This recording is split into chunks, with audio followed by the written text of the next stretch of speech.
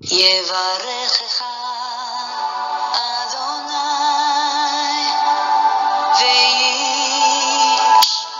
וישמרך.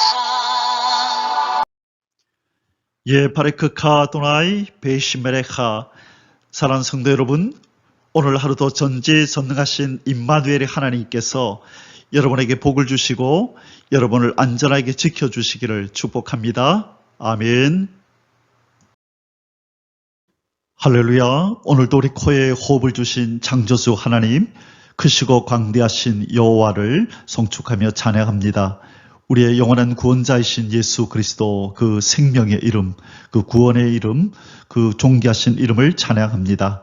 오늘도 우리 안에서 열심으로 일하시며 우리 하나님의 거룩한 성품으로 예수 그리스도의 형상으로 우리를 더욱더 아름답게 다듬어 가시고 그렇게 또 완성에 이르실 성령님의 놀라운 그 역사를 찬양합니다. 189 성경 장별 강해 오늘 198번째 시간입니다. 오늘은 여호수아 11장 말씀을 함께 공부하도록 하겠습니다. 오늘 제목의 말씀은 가나안 북부 정복 전쟁입니다.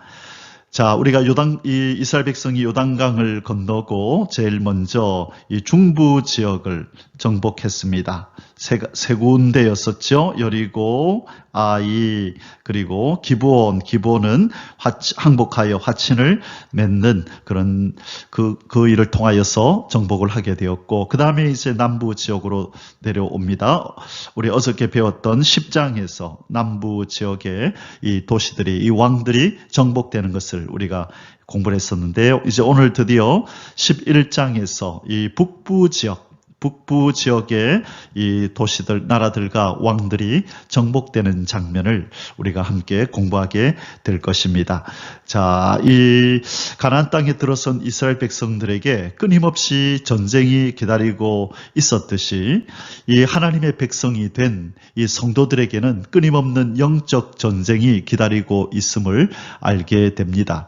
우리가 예수 그리스도 안에 들어오기 전 마귀의 종일 때는 그렇게 전쟁이 치열하지 않았죠. 왜냐하면 마귀가 자기 자녀인 인생들에게 그렇게 시비를 걸지 않았고 그냥 이 사망의 두려움을 가지고 그들을 종살이 시켰을 뿐이죠. 그러나 이 인생들을 예수 그리스도를 통하여 우리 하나님께서 구원하셨을 때 하나님의 자녀가 되는 순간에 그 자녀들을 빼앗긴 마귀가 이 예수 그리스도를 향하여 대항할 뿐만 아니라 이제 하나님의 자녀가 된 하나님의 백성들인 성도들을 향하여 끊임없이 전쟁을 일으키고 괴롭히는 그런 일들이 일어나게 되는 것입니다. 그래서 오늘 이 여호수아를 통하여서 우리가 계속해서 배우고 있는 바로 이 정복 전쟁은 예수 그리스도를 통하여 우리 하나님께서 이 세상 나라를 정복해가고 마귀의 세력을 진멸하는 그 일을 지금 우리에게 보여주고 있다. 그렇게 우리가 이해하면 도움이 되겠습니다. 우리가 잘 아는 구절 요한 1서 3장 8절에 그런 말씀이 있었죠. 하나님의 아들이 나타나신 것은 마귀의 일을 멸하려 하심이라. 이것이 바로 전쟁입니다. 예수 그리스도, 우리의 여호수아가 악한 마귀를 멸하시는 이 전쟁을 치르고 계신다. 그 말씀을 하시는 구절이 바로 요한일서 3장 8절입니다. 어저께 우리 이 해와 달이 멈추는 이 기브온 전투 이야기를 통하여서 우리 하나님께서 자기 백성을 도우시는, 그리고 특별히 이스라엘 백성과 동맹을 맺은 이 기브온을 이스라엘이 이렇게 구원해내는, 하나님께서 바로 이 이스라엘과 동맹을 맺은 이 기브온을 이스라엘과 동일시하며 이 기브온의 위기를 자기 백성의 위기로 여기시면서 기브온 전투에 하나님께서 기적을 일으키셨죠. 이 우박을 내리시고, 그렇죠? 우박을 내리시고 또 해와 달을 멈추게 하는 이런 기적을 통하여, 그리고 이스라엘 백성들은 이 기습작전이라고 하는 이 전술을 통하여 이 기브온을 공격해 오는 남쪽의 그 5 왕들을 그렇게 진멸하고 승리를 거둔 사건을 어제 우리가 살펴보았습니다. 오늘은 이제 그 마지막 전쟁, 이 북부 지방을 정복하는 전쟁을 오늘 11장에서 살펴보겠습니다. 자, 이제 11장으로 이 가나안 정복 전쟁이 이제 끝이 납니다. 가나안 정복 전쟁 중부와 또 남부 이제 11장에서 북부를 끝으로 전쟁이 끝나고 내일 12장에서는 이 정복한 왕들의 이름들을 쭉 나열을 하는 것으로 이제 12장 이 가나안 정복 이야기는 스토리가 일단락되고 13장부터는 이제 가나안 땅 분배하는 그 스토리로 계속 이어지게 됩니다. 여호수아 11장의 오늘 주제 구절은 22절입니다. 이스라엘 자손의 땅에는 아낙 사람들이 하나도 남지 아니하였고 가사와 가드와 아스돗에만 남았더라. 자, 이거는 지금 개역 개정인데요. 이 이전의 개역 한글 성경에 보면 남았더라 요 앞부분에 한 단어가 더 들어 있습니다. 약간 남았더라. 약간 조금 남겨두었더라라는 표현이 있습니다.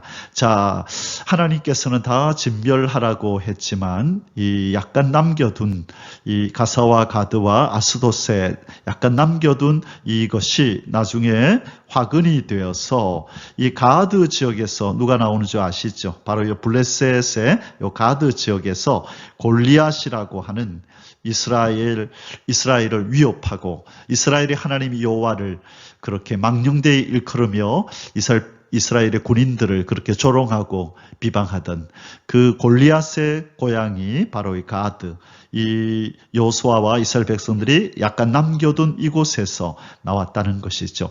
진멸해야 할 것을 다 진멸하지 않을 때 지금은 그 세력이 미미해 보여서 아무런 위협이 되지 않고 해가 되지 않을 것 같지만 그러나 세월이 지나서 그들이 힘을 규합하고 힘을 길러서 그렇게 이스라엘에게 큰 위협으로 다가온 이 사건은 오늘날 악은 모든 모양이라도 버리라라고 말씀하시는 그 하나님의 명령에 우리가 온전히 순종하지 않고 우리의 삶 속에 약간 남겨둔 그런 죄의 요소, 어둠의 요소, 마귀적 요소들이 남아 있을 때에 언제인가 그것이 큰 힘을 회복해서 우리의 생애를 위협해 오는 그런 큰 걸림돌로 다가온다는 것을 우리에게 가르쳐 주십니다.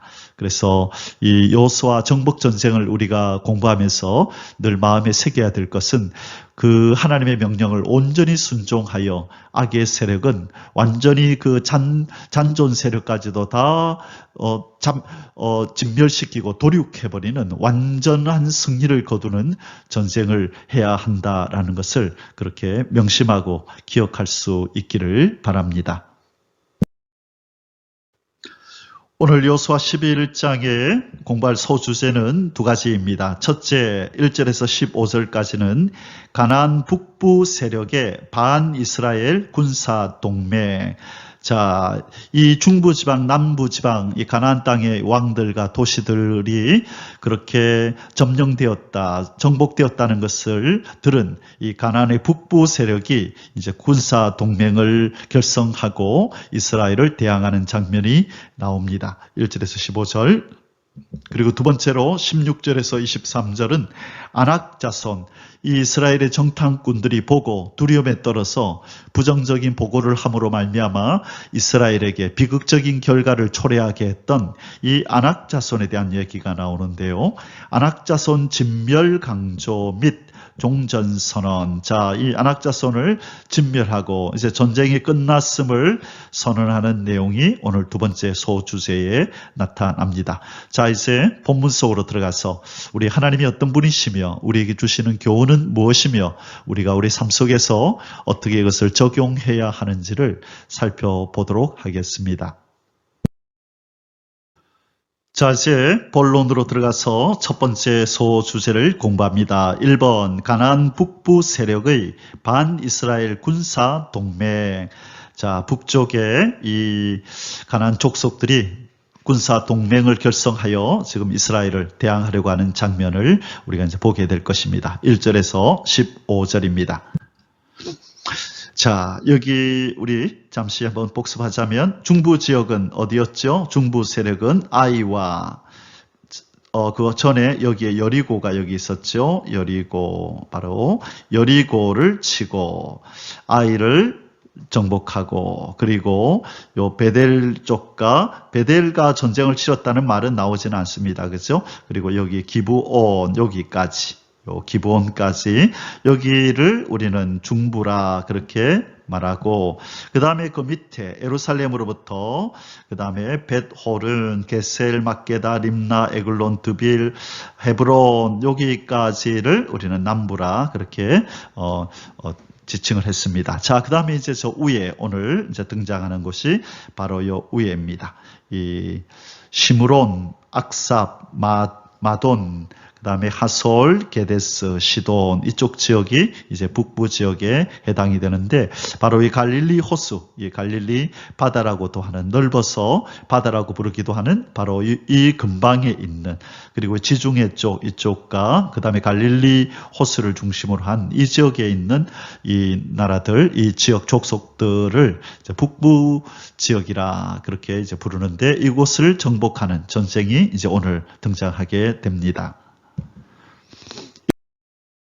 1번, 하솔 중심의 가나안 북부 동맹군 결성 및 이스라엘에 대한 도전. 자, 우리 그 남부 지역을 그렇게 남부 지역의 왕들이 동맹을 결성할 때는 누가 중심이었죠? 바로 예루살렘이 중심이었다. 그죠? 예루살렘의 어떤 왕이었습니까?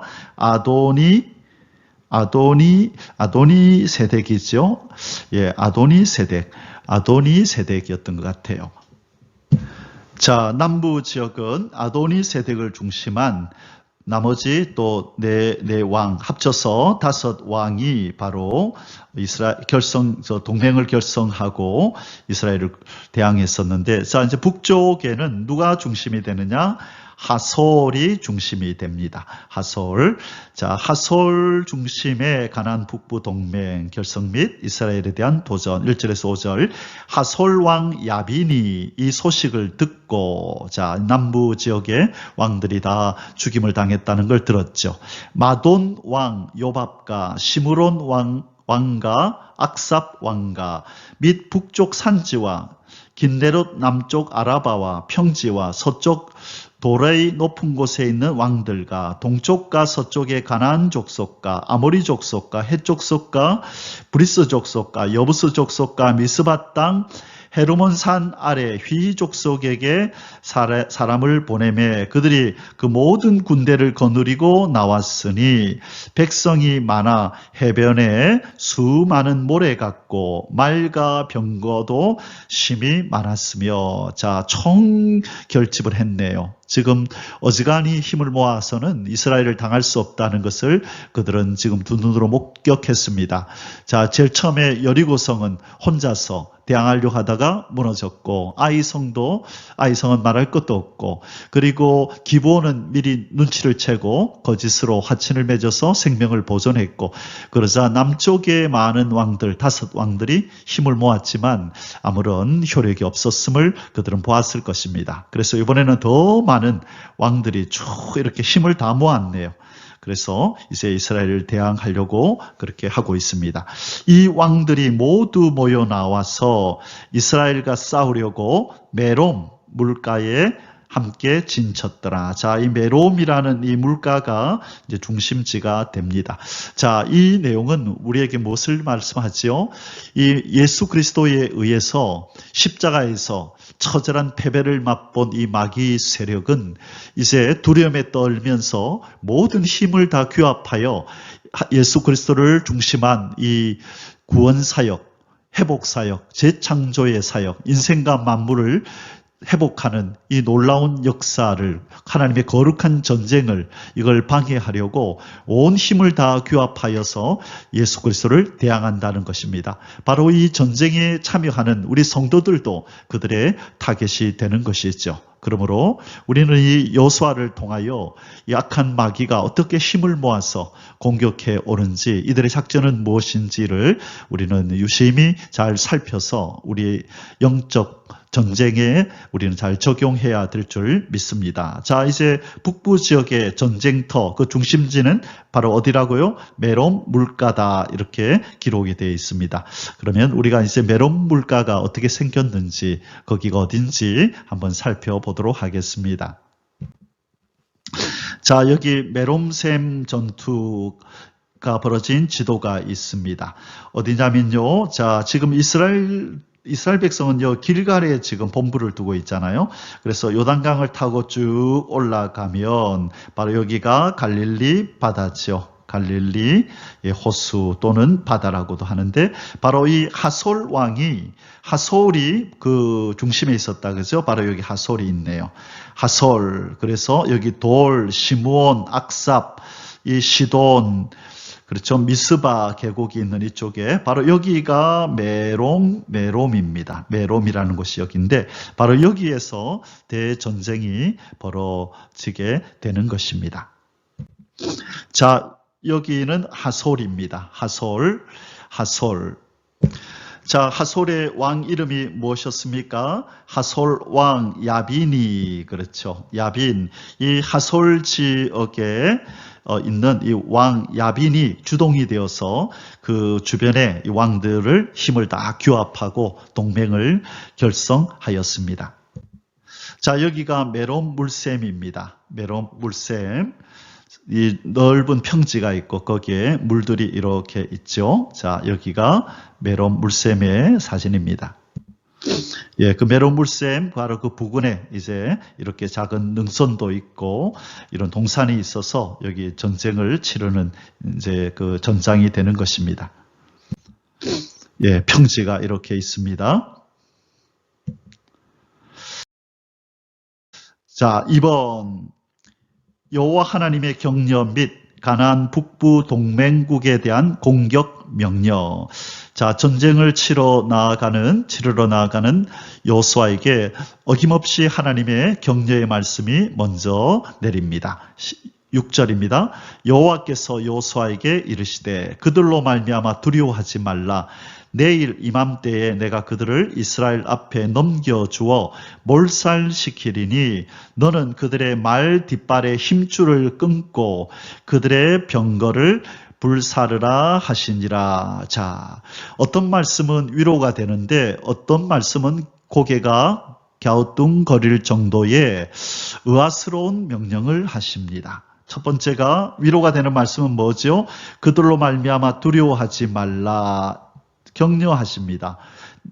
그들을 이스라엘 앞에 넘겨주어 몰살시키리니 격려를 하십니다. 그런데 그 다음에 고개를 갸웃거리게 만드는 의아스러운 명령은 뭐죠? 그 말의 뒷발에 힘줄을 끊어라. 자, 쓸모없게 만들라는 거죠. 이 말의 뒷발에 힘줄을 끌어버리면, 자, 이겨서 이 말들을 차지해서 다음 전쟁에 사용하면 그만큼 이 전투력이 강해지잖아요. 그런데 하나님께서 말의 힘줄을 끊어버리라. 그렇게 말씀합니다. 그리고 그들의 병거는 불살라버리라. 불태워버려서 아무짝에도 쓸모없도록 만들어버려라. 자, 여러분 짐작하시겠죠? 왜 다음 전쟁을 위해서 전략적으로 사용할 수 있는 이 무기들을 이렇게 하나님은 없애버리라고 할까요? 여호와 하나님만이 그들이 의지할 힘으로, 병기로 그렇게 여기라는 것입니다. 전쟁은 누구에게 속했나요? 전쟁은 하나님께 속했다. 하나님께 속했다라고 성경은 말씀하잖아요. 역대하 20장 15절에서 여호사밧 왕이 많은 이 군인들과 적들과 싸우러 나아갈 때에 하나님의 사람이 그렇게 말을 합니다. 이 큰 무리로 인하여 두려워하거나 놀라지 말라. 이 전쟁이 너에게 속한 것이 아니요 하나님께 속한 것이니라. 아멘. 자, 그 다음에 이 호세아 1장 7절에 보면요. 호세아 1장 7절에 보면 이런 말씀이 있습니다. 그러나 내가 유다 족속을 긍휼히 여겨 저희 하나님 여호와로 구원하겠고 활과 칼이나 전쟁이나 말과 마병으로 구원하지 아니하리라 하시니라. 자, 누구로 말미암아 구원하신다고요? 여호와로 말미암아 구원을 하시고, 무엇으로 말미암아 구원하지 않는다? 활이나 칼이나 전쟁이나 말과 마병으로 구원하지 않는다. 그렇게 말씀합니다. 우리 성도들의 힘은 누구라고요? 여호와 하나님이지, 이런 말이나 이 병거, 이 마차들이 아니라는 것을 하나님께서는 자기 백성들에게 믿게 하고 체험하게 하고 그렇게 심령 깊이 새겨서 앞으로의 전쟁에 그대로 적용하기를 원하시는 것입니다. 3번 이스라엘의 가나안 북부 동맹군 대파 7절에서 9절입니다. 하나님의 도우심으로 북부 동맹국을 대파하고 진멸하는 역사가 나타납니다. 이에 여호수아가 모든 군사와 함께 메론 물가로 가서 갑자기 습격할 때에, 자 여기서도 기습작전을 썼네요. 갑자기 습격할 때에 여호와께서 그들을 이스라엘의 손에 넘겨주셨기 때문에 그들을 격파하고, 자 그들을 격파할 수 있었던 원인을 여호와께서 이스라엘의 손에 그들을 넘겨주셨기 때문이다 라고 성경은 기술하고 있습니다. 큰 시돈과 미스르봇 마임까지 추격하고 동쪽으로는 미스바 골짜기까지 추격하여 한 사람도 남기지 아니하고 쳐 죽이고, 여호수아가 여호와께서 자기에게 명령하신 대로 행하여 그들의 말 뒷발에 힘줄을 끊고 그들의 병거를 불살랐더라. 아멘. 여호수아는 하나님의 그 명령, 이해할 수 없는 그 명령을 믿음으로 받아들이고 순종하였습니다. 시편 20편 7절에 이런 말씀이 있습니다. 혹은 병거, 혹은 말을 의지하나 우리는 우리 하나님의 이름을 자랑하리로다. 하나님의 이름을 자랑하리로다. 혹 어떤 사람은 병거를, 어떤 사람은 말을 의지하지만 우리는 여호와 우리 하나님, 여호와 우리 하나님의 이름을 자랑하리로다. 그것이 힘이고 능이라는 것이죠. 믿음이라는 것은 바로 이것을 점점점 더 깊이 깨닫고 믿고 우리의 신앙생활 속에 적용하는 것이 바로 믿음이 성장해가는 과정입니다. 하나님만이 우리의 힘이요. 그래서 내 주는 강한 성이요 방패와 병기 되시니, 이 마르틴 루터가 그렇게 지었다고 하는 이 찬송처럼 바로 믿음의 사람이 고백하는 것은 바로 이러한 고백인 것입니다. 여호와 하나님만이 내 힘이요 내 방패요 나의 요새요 나를 위하여 대신 싸우시는 칼이로다라고 그렇게 입술로 선포하고 우리가 마음으로 믿을 수 있다면 바로 그 성도들의 심령에 찾아오는 것은 참된 평화, 평강에 평강이 더해지는 은혜가 임할 줄 믿습니다. 저와 여러분이 이 여호수아서를 공부하는 동안에 이 믿음을 가지고 참된 평강 속으로 들어갈 수 있기를 주님의 이름으로 축복합니다. 아멘. 4번 하솔을 비롯한 가나안 북부 지역 점령 완수 10절에서 14절입니다. 하솔은 본래 그 모든 나라의 머리였더니 그때에 여호수아가 돌아와서 하솔을 취하고 그 왕을 칼날로 쳐 죽이고, 자 왕 이름이 무엇이었나요? 야빈 왕을 쳐 죽이고 그 가운데 모든 사람을 칼날로 쳐서 진멸하여 호흡이 있는 자는 하나도 남기지 아니하였고, 또 하솔을 불로 사르고, 자 어떤 전쟁? 바로 생명 있는 모든 것을 죽이고 진멸하고 그 모든 것들을 불로 태우는 이 전쟁을 헤렘 전쟁이라 그랬죠. 헤렘이라는 말이 바로 진멸이라는 뜻이라고 말씀드렸습니다. 여호수아가 그 왕들의 모든 성읍과 그 모든 왕을 붙잡아 칼날로 쳐서 진멸하여 바쳤으니, 자 진멸, 헤렘하여 바쳤다는 것입니다. 이것이 헤렘 전쟁의 특징이라 그랬습니다. 여호와의 종 모세가 명령한 것과 같이 하였으되 여호수아가 하솔만 하솔만 불살랐고 산 위에 세운 성읍들은 이스라엘이 불사르지 아니하였으며 이 성읍들의 모든 재물과 가축은 이스라엘 자손들이 탈취하고 모든 사람은 칼로 쳐서 멸하여 호흡이 있는 자는 하나도 남기지 아니하였으니. 아멘. 자, 여기서 우리가 한 가지 생각하고 넘어갈 것은 바로 13절입니다. 여호수아가 하솔만 불살랐고 산 위에 세운 성읍들, 이 산 위에 세운 성읍들은 이스라엘이 불사르지 아니하였으며 이 성읍들의 모든 재물과 가축은 이스라엘 자손들이 탈취하고 모든 사람은 칼날로 쳐서 멸하여 호흡이 있는 자는 하나도 남기지 아니하였으니. 자, 사람들을 다 죽였고, 그렇죠? 그리고 재물들을 전리품으로 탈취했고, 그런데 여기 보니까 성읍들, 산 위에 있는 성읍들을 불사르지 아니하였다라고 성경은 말씀하고 있습니다. 이것은 뭐냐면 바로 이 신명기 6장 10절에서 이 광야에 있을 때 모세가 이렇게 말을 한 적이 있습니다. 네가 건축하지 아니한 크고 아름다운 성읍을 얻게 하리라. 그렇죠. 네, 우리 그 찬송 중에도 그런 가사가 있잖아요. 네가 짓지 않은 네가 심지 않은 가시를 먹게 하고 네가 짓지 않은 집을 얻게 하리라. 그런 가사가 있죠.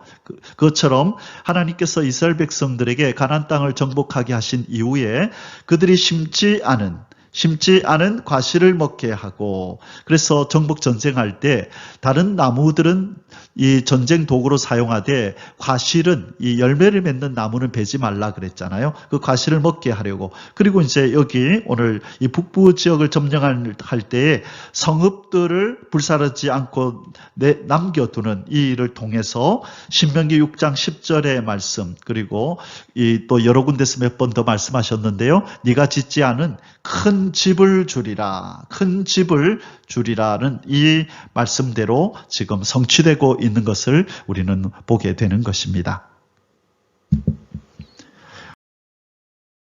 5번, 여호와 하나님의 명령에 온전히 복종한 여호수아 15절입니다. 여호와께서 그의 종 모세에게 명령하신 것을 모세는 여호수아에게 명령하였고 여호수아는 그대로 행하여 여호와께서 모세에게 명하신 모든 것을 하나도 행하지 아니한 것이 없었더라. 하나님의 전쟁, 거룩한 전쟁에 있어서 이 승리의 요인, 거룩한 전쟁의 승리의 요인은 우리 앞서 계속 강조되는 것처럼 이 말의 많음도 아니고 이 병거의 많음도 아니고 여호와 하나님의 말씀에 순종하는 것, 여기에 승리가 좌우된다는 것을 이 여호수아 정복 전쟁을 통하여 우리는 꼭 배워야 합니다. 그래서 이 15절에서 하나도 하나님 명령한 것을 어기지 않고 행하였더라고 지금 강조하고 있는 것입니다. 자, 이제 두 번째 소수제를 공부하도록 하겠습니다. 2번 안악자손 진멸 강조 및 종전선언. 한때 이스라엘 백성으로 두려워 떨게 만들어서 가나안에 입성하기를 주저하게 만들었던 그 안악자손에 대한 기사가 나오는데요. 하나님께서 그들을 진멸하라고 특별히 강조하고 이제 가나안 정복 전쟁이 끝나게 됩니다. 16절에서 23절입니다. 1번 가나안 본토의 주요 거점 완전 장악에 대한 약술. 자, 가나안 본토의 주요 거점이 되었던 이 도시들, 또 그 이스라엘의 희생당했던 이 왕들, 그런 이야기들이 지금까지 쭉 나왔죠. 이제 여기에서 이것들을 간략하게 요약해서 서술하는 내용이 나옵니다. 16절에서 20절입니다. 여호수아가 이같이 그 온 땅 곧 산지와 온 네겝과, 네겝은 저기 그 애굽과 이 이스라엘 가나안 땅 경계 지역에 있는 그 지역을 말합니다. 고센 온 땅과, 자, 고센까지도 들어간다, 그죠? 그 네겝에서 조금 더 내려가면 이스라엘 애굽 땅 중에서 고센, 이스라엘 백성이 거주했던 그 땅도 여기에 포함이 되네요. 평지와 아라바와 이스라엘 산지와 평지를 점령하였으니 곧 세일로 올라가는 한락산에서부터 헤르몬산 아래 레바논 골짜기에 갓까지라. 그들의 왕들을 모두 잡아 쳐 죽였으며 여호수아가 그 모든 왕들과 싸운 지가 오랫동안이라. 대략 몇 년이라 그랬죠? 15년간 정복 전쟁을 치렀다고 말씀드렸습니다. 기브온 주민 히족속 외에는 이스라엘 자손과 화친한 성읍이 하나도 없고 이스라엘 자손이 싸워서 다 점령하였으니. 자, 여기서 기브온 주민 다시 나온다, 그죠? 왜, 어떻게 해서 이들은 생명을 보존받았나요? 이스라엘 백성과 화친했다는 거예요. 다시 말해서 여호와 하나님과 화친을 맺어서 샬롬의 관계가 되었다는 것이죠. 그래서 범죄한 인간이 여호와 하나님과 화친하지 않으면, 샬롬의 관계 속으로 들어오지 않으면 마지막 심판의 날에 여호수아를 통하여 이렇게 다 진멸되는 것처럼 화친하지 않은 모든 이 땅의 죄인들은 마지막 심판의 칼날에 다 죽임을 당할 것을 말씀하는 구절입니다. 20절에 그들의 마음이 완악하여 이스라엘을 대적하여 싸우러 온 것은 여호와께서 그리하게 하신 것이라. 자, 이스라엘 백성들이 완악한 마음을 가지고 온 것은 여호와께서 그리하게 하신 것이라. 자, 이것을 오해하면 안 됩니다. 원래는 이들이 완악하지 않은데 하나님이 이들을 진멸시키려고 완악하게 한 것이 아니라 그들의 마음이 완악하여, 이 말은 하나님께서 이 완악한 마음의 소유자들인 가나안 족속들을 방임해 두셨다. 유기하셨다. 이들의 마음에 관여하지 않으신 것입니다. 그들의 악한 마음이 그대로 발현되도록, 그대로 나타나도록 내버려 두셨다라는 뜻이죠. 자, 이 표현이 어디서 한번 나왔나요? 이 애굽의 이 바로의 마음을 완악하게 했다. 그래서 10가지 재앙으로 이 애굽을 칠 때에 하나님이 바로의 마음을 완악하게 했다 할 때, 완악하지 않고 착하디 착한 이 바로를 완악하게 만들어서 10가지 재앙을 내린 것이 아니라 이미 완악한 그를 하나님이 강건적으로 개입하여 유순하게 만들고 두렵고 떨리게 만들어서 일찍이 항복을 선언할 수도 있었지만 하나님이 그대로 내버려 뒀다는 거예요. 가나안의 족속들도 마찬가지입니다. 이들이 완악하고 하나님 앞에서 큰 죄인이었는데 이들의 마음을 그대로 방임해 두시고 유기해 두셔서 이들이 이스라엘을 대적하러 싸우러 나오도록 하셨다는 것입니다. 그들을 진멸하여 바치게 하여 은혜를 입지 못하게 하시고 여호와께서 모세에게 명령하신 대로 그들을 멸하려 하심이었더라. 자, 이유는 무엇인가요? 샬롬하지 않는, 화친을 요청하지 않는, 오직 기브온 주민만 화친을 요청했고 다른 성읍은 하나도 없었다고 얘기를 하죠. 그러니까 화친하기를 거부하는 이들은 하나님께서 그대로 내버려 두시고 그 완악한 마음대로 내버려 두시고 그들의 행위를 따라 심판하셨다. 이것이 바로 마지막 때 이 시대에도 그대로 적용되는 영적인 원리입니다. 하나님이 택한 자는 하나님께서 하나님과 샬롬의 관계 속으로 들어오도록 예수 그리스도의 이 구속 사역 속으로 들어오도록 하셔서 예수 그리스도가 치르신 그 모든 이 구속 사역, 그 피값으로 인하여 샬롬의 관계로 하나님 앞으로 초대하시지만 그렇지 않은 바로 이 예수 그리스도의 구속 사역 안으로 들어오지 않는 모든 죄인들은 반드시 이렇게 심판을 받고야 말 것이다 라고 하는 것을 미리 구약에서 보여주고 있는 내용입니다. 2번, 아낙 자손 진멸에 대한 강조 21절에서 22절입니다. 그때에 여호수아가 가서 산지와 헤브론과 드빌과 아납과 유다 온 산지와 이스라엘의 온 산지에서 아낙 사람들을 멸절하고 그가 또 그들의 성읍들을 진멸하여 바쳤으므로 이스라엘 자손의 땅에는 아낙 사람들이 하나도 남지 아니하였고 가사와 가드와 아스돗에만 남았더라. 자, 우리 아까 주제 선구에서 살펴보았던 내용입니다.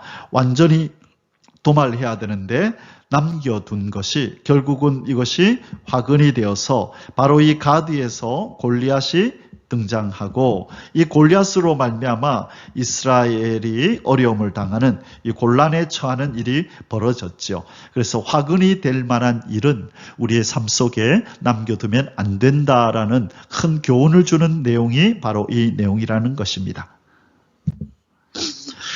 자, 가드의 정복하지 못한 곳이 어디냐면요. 시돈, 그 다음에 미스르봇 마임, 아벡, 에그론, 가드, 가사, 이쪽 이렇게 표시되어 있는 이 지역에서는 이 적들을 다 쫓아내지 못하였다. 성경은 그렇게 기록하고 있습니다. 자, 나중에 이 성읍들은 언제 다 점령이 될까요? 바로 다윗 때부터, 이 다윗과 솔로몬 때에 이 모든 나라들이, 성읍들이 다 이스라엘에게 항복을 하게 되는 일이 벌어집니다. 자, 종국에는 결국은 하나님의 뜻이, 하나님의 전쟁은 하나님이 승리를 거두신다는 것을 말씀합니다. 자, 이 약간 남겨둔 이들이 결국은 다윗의 때, 솔로몬의 때에 다 점령이 되는데 이것은 뭐와 같냐면, 자, 여러분, 예수 그리스도는 우리의 여호수아인 예수 그리스도는 지금 적들을 다 이기셨나요? 이기지 않으셨나요? 우리는 예수님을 승리자라고 말씀하잖아요. 그런데 승리자, 십자가에서 마귀를 이겼다라고 말씀하지만 지금 그 잔존 세력들이 여전히 힘을 발휘하면서 하나님의 거룩한 전쟁, 하나님의 거룩한 역사를 방해하고 하나님의 소유된 백성들을 지금 위협하고 유혹하면서 쓰러뜨리잖아요. 그러면 이 마귀의 세력은 정복을 당했나요? 안 당했나요?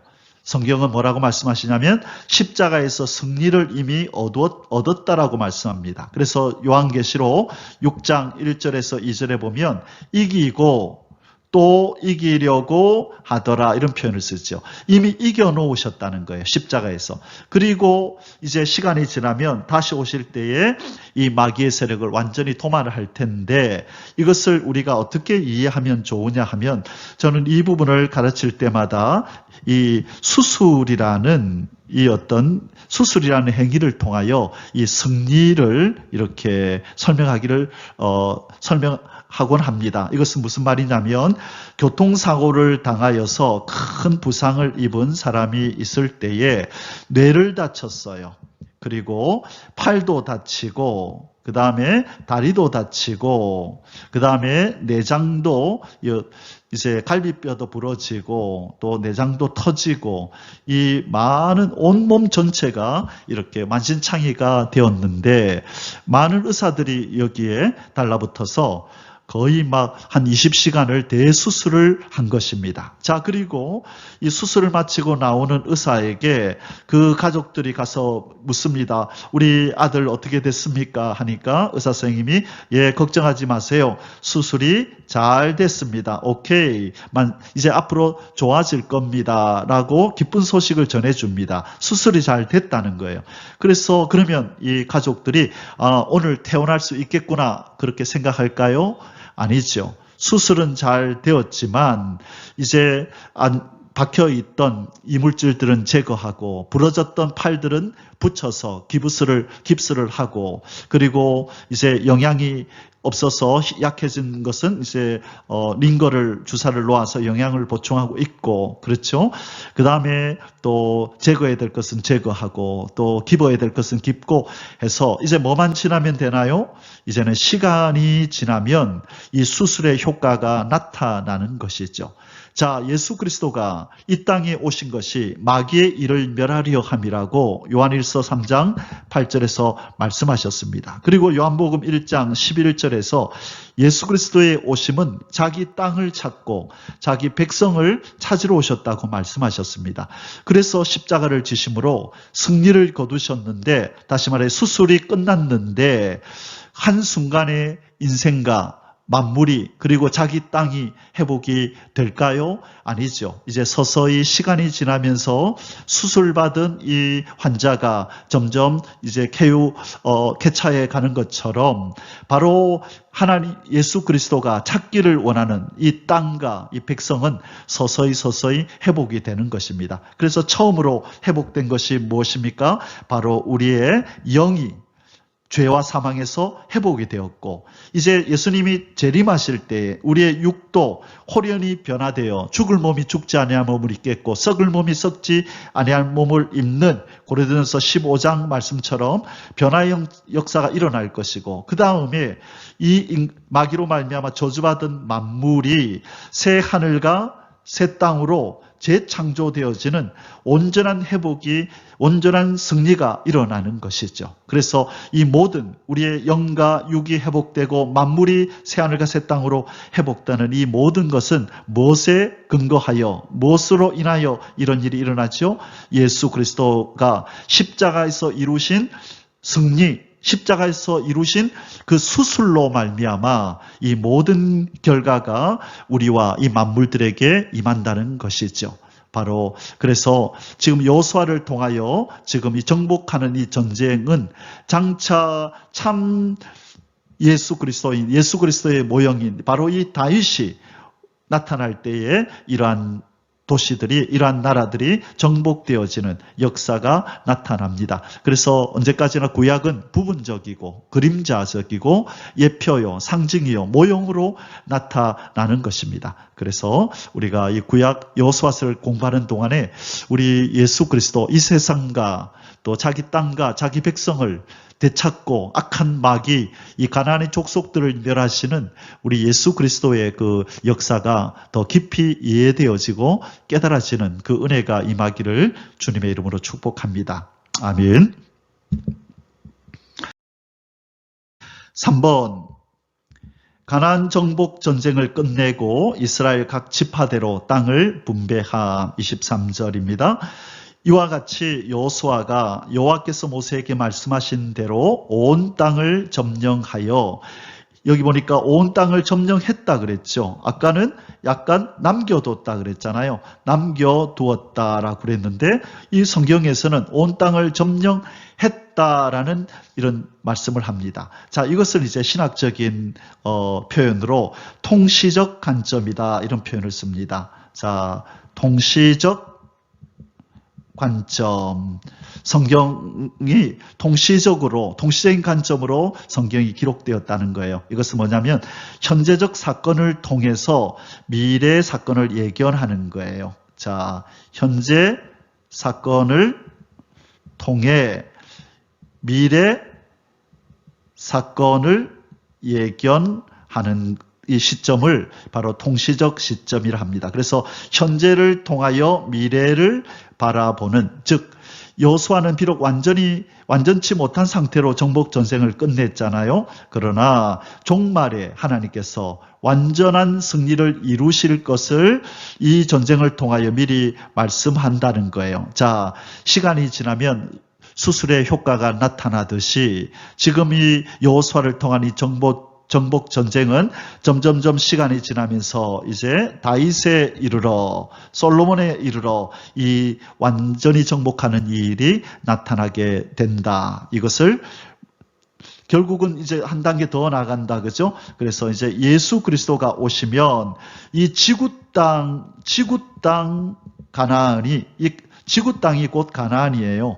하나님께서 처음 만드신 이 지구 땅이 원래 하나님의 가나안, 하나님이 인간에게 주신 약속의 땅이죠. 그래서 이 가나안 땅을 점령하는 이 정복 전쟁은 궁극적으로 예수 그리스도 여호수아가 자기의 가나안, 자기의 약속의 땅, 이 지구 땅을 되찾는 역사의 그림자다. 그래서 여호수아를 통하여 정복 전쟁을 치르게 하시는 것은 예수 그리스도를 통하여 가나안 땅, 이 지구 땅 정복 전쟁이 있을 것을 말씀하는 바로 이 통시적 관점으로 이 성경을 기록해 놓은 것입니다. 자, 그래서 이미 조금 남겨뒀지만 성경은 온 땅을 점령하였다라고 성경은 기술하고 있는 것입니다.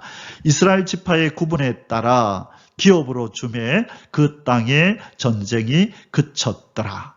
정복 전쟁이 끝나고 나면 이 땅에는 평화가, 전쟁을 연습하지 않는 평화의 세계가 오게 됩니다. 그 예언이 이사야 4장 3절에 그리고 미가서 2장 4절에 이 말씀이 나오는 것입니다.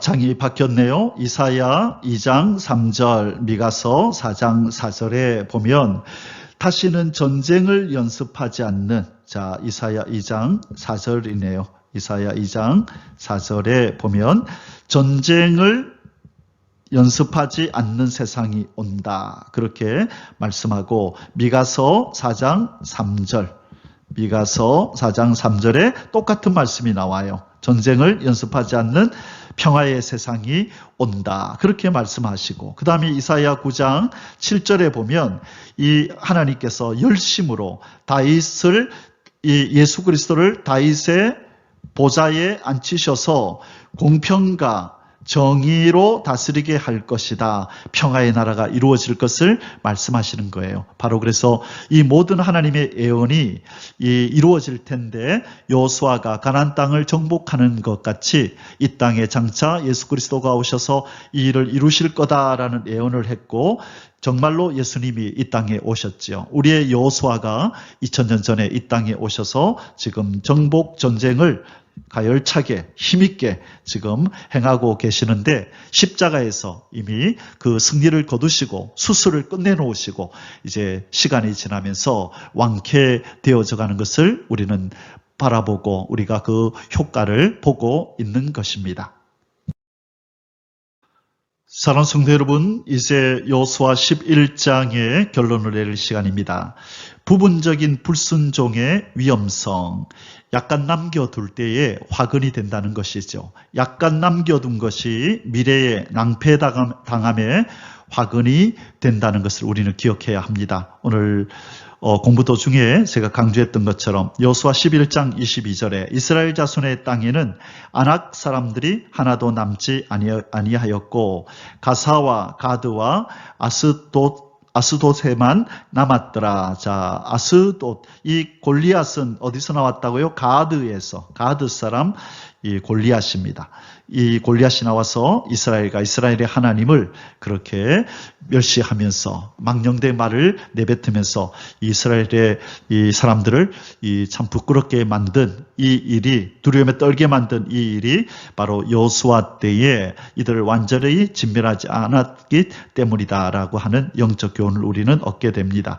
그래서 우리가 적용해야 될 말씀은 데살로니가전서 5장 22절에 악은 어떤 모양이라도 버리라.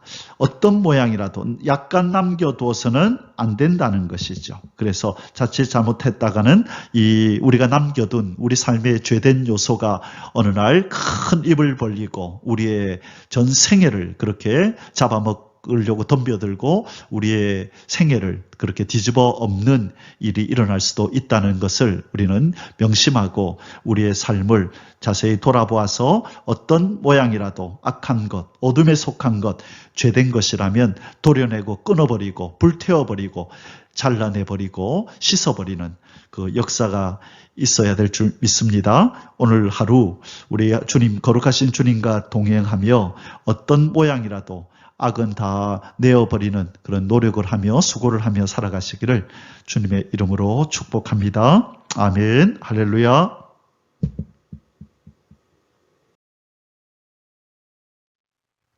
יברכך